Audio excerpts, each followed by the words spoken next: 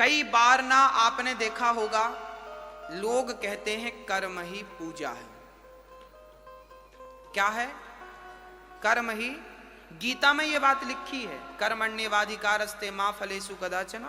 तो कर्म कर परंतु फल की इच्छा ना कर, ऐसा गीता में भी लिखा है। अब यहां मेरे एक सवाल खड़ा होगा, फिर मैं वो उत्तर भी आपको दूं। कई बार ना डाउट हो जाता है आपके भीतर।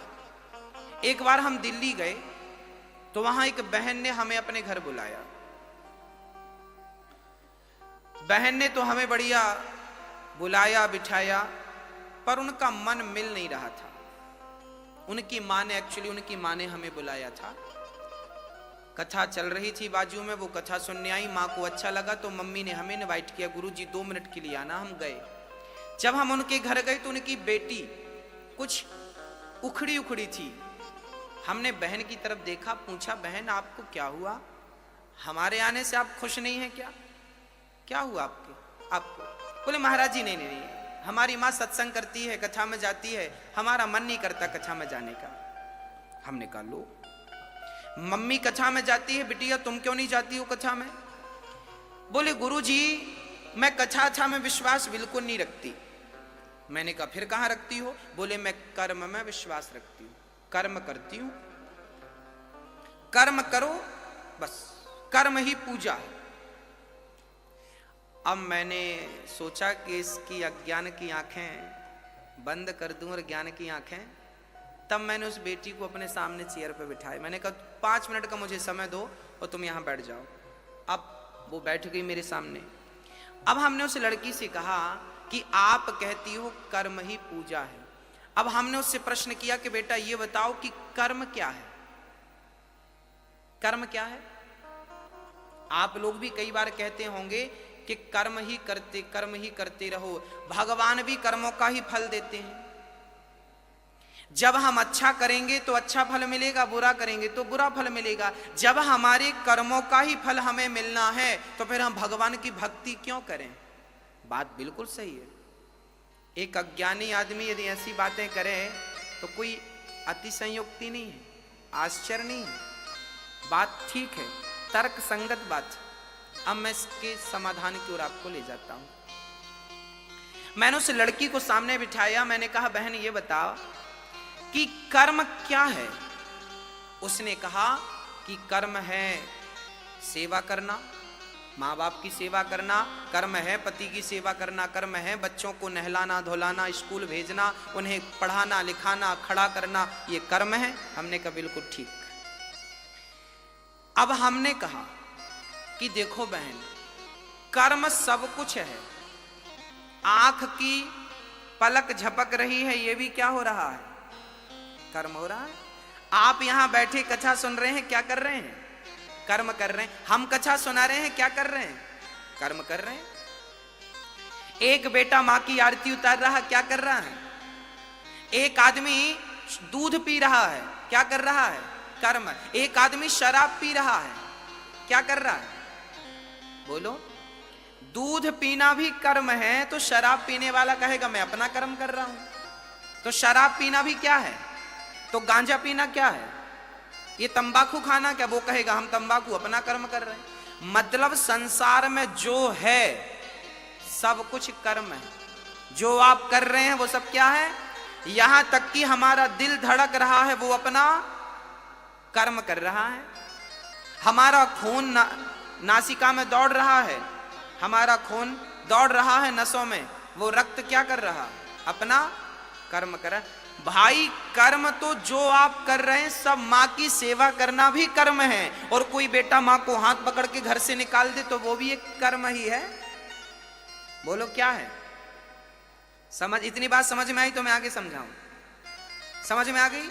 संसार में हर चीज, पलक झपकना भी कर्म है, बोलना भी कर्म है, सुनना भी कर्म है, एक पांव रखा आपने वो भी एक कर्म है। अभी कलश यात्रा में आप गए थे, वो भी क्या कर रहे थे आप? कर्म था। कर्म तो न्यूट्रल है, वो कर्म सब कुछ है। अब आगे चलते हैं। अब हमने कहा बहन तू कहती है कि हम तो कर्म पे बिलीव करते हैं। हमने कहा बहन कर्म तो सब कुछ है भाई, परंतु अब आपको धर्म बताएगा कि कौन सा कर्म करना है और कौन सा कर्म नहीं करना। अब देखिए धर्म क्या है? धर्म है दर्पण, धर्म है दिया। धर्म बताता है कि ये करने योग्य है और ये करने योग्य। मां की सेवा करना तो कर्म करो, पर मां की कभी भी आलोचना ना करो, मां का कभी भी तिरस्कार ये वाला कर्म ना करना। सच बोलना भी कर्म है और झूठ बोलना भी कर्म है, पर धर्म कहता है कि सच बोलने का कर्म तो करना, पर झूठ बोलने का अधर्म ना करना। ये कर्म तो सब कुछ है। अब आपको डिसाइड ये करना है कि कौन सा कर्म करने योग्य है। शास्त्र यही तो कहते हैं, वेद यही तो बताते हैं कि क्या करने योग्य है और क्या करने योग्य नहीं है। चलिए आपको और डीपली समझाते हैं। हमारी माताएं पुराने जमाने में जब गेहूं साफ करती थी ना, तो एक सुपड़ा होता था, सूपा, ऐसे ऐसे, क्या बोलते आप लोग? छावड़ा? हाँ आप समझ रहे हैं, सूप बोलते, सूपा बोलते, सुपड़ा बोलते हैं, सारी चीजें हैं। वो क्या होता है, मेरी माँ उससे ना, हमारी माताएं गेहूं डालती हैं उसमें और साफ करती हैं। उसमें से क्या करती हैं, मिट्टी मिट्टी अलग हो जाती है, भूसी अलग हो जाती है। जैसे गेहूं जब लिया था सुपड़े में तो गंदा था, पर साफ करने के लिए सुपड़े को हिलाया तो साफ हो गया। ऐसे ही सारा कुछ कर्म है, पर जब धर्म का सुपड़ा आप लेकर उस कर्म को छानेंगे तो धर्म धर्म अलग हो जाएगा, अधर्म अधर्म अलग हो जाएगा, अच्छा अच्छा कर्म अलग होगा, बुरा बुरा कर्म। अब उसमें से क्या आपको करना और क्या आपको नहीं करना। अब आगे चलते हैं। अब प्रश्न ये खड़ा हो गया कि महाराज जी, जब अब गीता में और रामचरितमानस में लिखा है कि कोऊ ना काहू को सुख दुख कर दाता, निज कृत कर्म भोग सब भ्राता। ये रामचरितमानस में श्री लक्ष्मण जी ने साधराज को समझा रहे हैं कि कोऊ ना काहू को सुख दुख कर दाता। कोई किसी को सुख नहीं देता, कोई किसी को दुख नहीं देता। सुख दुख अपने कर्मों का ही फल है। जैसा कर्म करोगे वैसा, पेड़ बोए बबूल का तो आम कहां से आए, जैसी करनी वैसी भरनी। अच्छा कर्म करोगे अच्छा, बुरा कर्म करोगे। उस लड़की ने हमसे यह प्रश्न किया। उस लड़की ने कहा कि महाराज जी, जब हम अच्छा करेंगे तो हमें अच्छा मिलेगा, बुरा करेंगे तो बुरा मिलेगा, फिर भगवान की भक्ति क्यों करें? जब कर्मों का ही फल हमें भोगना है तो फिर भगवान की जरूरत क्यों है? अब हमने उसको इस प्रश्न का उत्तर दिया। हमने कहा बहन बात ऐसी है, एक गुरु के दो चेले थे, एक गुरु के दो शिष्य थे। एक शिष्य वैश्या के घर जाता था और दूसरा शिष्य कथा में जाता था। एक कथा सुनता था, एक वैश्या का मुजरा देखता था, नाच देखता था। एक दिन वो वैश्या के घर से लौटा तो उसे ढेर सारा सोना रास्ते में पड़ा हुआ मिल गया, माला माल हो गया। और ये जो सत्संग करने गया था, ये बाहर गया तो इसके पांव पे लोहे की कील लग गई, आर पार हो गई, हड्डी फाड़ती हुई निकल गई, लोहे की कील। लंगड़ाता लंगड़ाता गुरु के पास गया, गुरु जी देखो आपके भगवान ने क्या किया, उनका न्याय गलत है क्या? गुरु जी ने कहा बेटा ऐसा तो नहीं है। तो चेले ने कहा कि वो वैश्या के घर जाता था, उसे सोना मिला, मैं सत्संग में जाता था तो लोहे की कील मिली। अरे भाई सोना तो मुझे मिलना था क्योंकि मैं सत्संग कर रहा था, और लोहे की कील तो उसे लगनी थी क्योंकि वो गलत कर रहा था। तब गुरु जी ने कहा बेटा तू भगवान के न्याय को समझता नहीं है, अब मैं तुझे ईश्वर का न्याय समझाता हूं। तब गुरु जी ने कहा बेटा ऐसा है कि तू वर्तमान को देखता है, तू प्रेजेंट में रहता है, जबकि परमात्मा जो भी देता है प्रेजेंट का नहीं भूत का देता है। बीता हुआ कल जो तुम्हारे साथ था उसका फल आज मिलेगा। समझाते हैं गुरु जी, बेटा बात ऐसी है कि जो वैश्या के घर जाता था ना, आज के दिन वो बहुत बड़ा राजा बनने वाला था, उसके भाग्य में राजगद्दी थी, पर वैश्या के घर जा जा करके उसने अपना सारा पुण्य नष्ट कर लिया। और उसे राजा बनना था, सोने चांदी के उसे खजाने मिलने थे, परंतु जब उसने वैश्या के घर जा जाकर अपना पुण्य नष्ट किया तो अब उसे इतना सा ही सोना मिला, उसी में उसको संतोष करना पड़ा। और तुझे आज के दिन तुझे मरना था, आज तेरी मृत्यु निश्चित थी, परंतु तूने सत्संग किया, भगवान की कथा सुनी, भगवान का नाम जपा, तो भगवान ने तेरी मृत्यु को लोहे के कील में ही तब्दील कर दिया। ये ईश्वर का न्याय है, ईश्वर का। तुम्हें तुम्हारे कर्मों का ही फल मिलेगा, याद रखना, तुम्हें तुम्हारे कर्मों का फल मिलेगा, परंतु भगवान यदि मेहरबान होंगे तो तुम्हारे भाग्य में, यदि सुदामा के भाग्य में जीवन भर की दरिद्रता थी, परंतु भगवान की शरण में गए तो वो दरिद्रता सुदामा के मरते दम तक दरिद्रता थी, पर जब भगवान की शरण में गए तो उस दरिद्रता को मिटाकर 2 लोकों का मालिक बना दिया कि नहीं? हाँ, तो परमात्मा की शरण में जब हम जाएंगे तो हम पापी हैं, भगवान की शरण में जाएंगे तो वो हमारे सारे पापों को, संसार भव सागर तुम पार नहीं कर सकते। क्या होता है, मेरी माँ छोटे छोटे बच्चों को जब आप उंगली पकड़ के चलाते हैं ना, तो रास्ते में छोटे छोटे गड्ढे मिलते हैं। जब छोटे छोटे गड्ढे मिलते हैं तो मम्मी छोटे से बच्चे को क्या करती है? क्या करती है? गोद में लेती है और पार करा देती। गड्ढा पार हुआ तो फिर उतार देती है।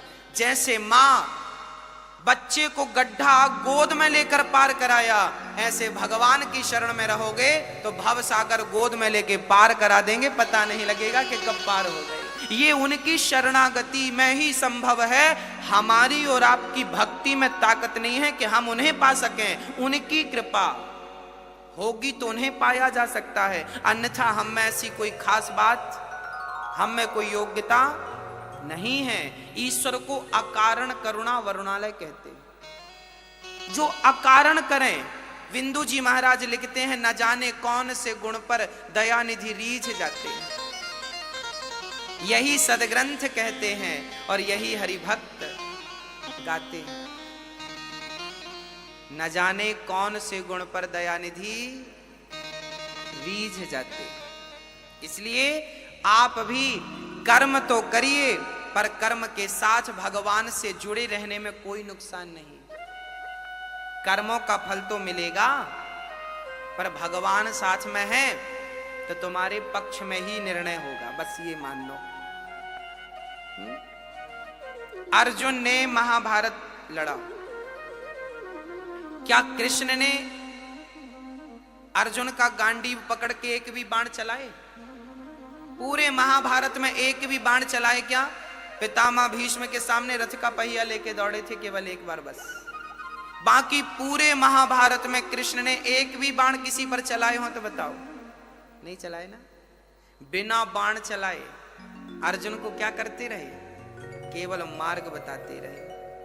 कर्म तुझे ही करना पड़ेगा, पर तेरे कर्म के साथ जब गोविंद की कृपा जुड़ती है ना, तो कहते हैं ना, चलना तो एक पांव से भी होता है, पर दोनों पांव हो तो बात ही कुछ और है भक्तों। ऐसे पहला पांव है कर्म और दूसरा पांव है धर्म। तो कर्म भी ना छूटे और धर्म भी, दोनों। पक्षी को उड़ने के लिए एक पंख नहीं, 2 पंख चाहिए। हमारी भी जिंदगी में ये 2 पंख हैं, एक पंख है कर्म, दूसरा पंख है धर्म। इसलिए कर्म भी करो, पर किसके साथ रहकर करना है? किसके साथ रह के करना है? धर्म के साथ रहकर करना है, धर्म को नहीं छोड़ना। तो भगवान क्या करते हैं? तापत्रय विनाशाय दैहिक दैविक भौतिक तापा, दैहिक दैविक भौतिक तापा, राम राज्य का होना ही व्यापा, राम राज्य का होना ही व्यापा। 3 प्रकार के दुख हम सबके जीवन में होते हैं। कौन कौन से? दैहिक दैविक भौतिक। कोई तन दुखे, कोई मन दुखी, कोई धन बिन रहते उदास, थोड़े थोड़े सब दुखे, सुखी राम के दास। इस संसार में सब दुखिया हैं। सुखिया कौन? कौन सुखिया? बोले जो भगवान की शरण में है वो सुखी है। अच्छा एक बात और समझिएगा। एक मछुआरा था, मछली पकड़ने गया। उसने जाल कई बार फेंके, पर एक चतुर मछली थी कि उसके जाल पे फंसी ही नहीं। वो मछली बड़ी चतुर थी। कैसी थी? वो मछली मछुआरे के पांव के पास रहती। मछुआरा जाल डालता तो दूर डालता, ऐसे। कहां जाल डालता? दूर। और मछली थी उसके पांव के पास, चरणों के पास। तो जो दूर मछलियां थी वो तो फंस गईं, पर जो चरणों में मछली थी वो नहीं फंसी। बस भक्तों, सीधी सी बात आप समझ गए होंगे कि जो भगवान से दूरियां बना के रखते हैं वो तो दुखों के जाल में फंस जाते हैं, पर जो भगवान के चरणों में रहते हैं दुख बाल भी बांका नहीं करता उनका। इसलिए कभी भी किसी भी हाल में भगवान के चरण, भगवान की शरण ना छोड़िए।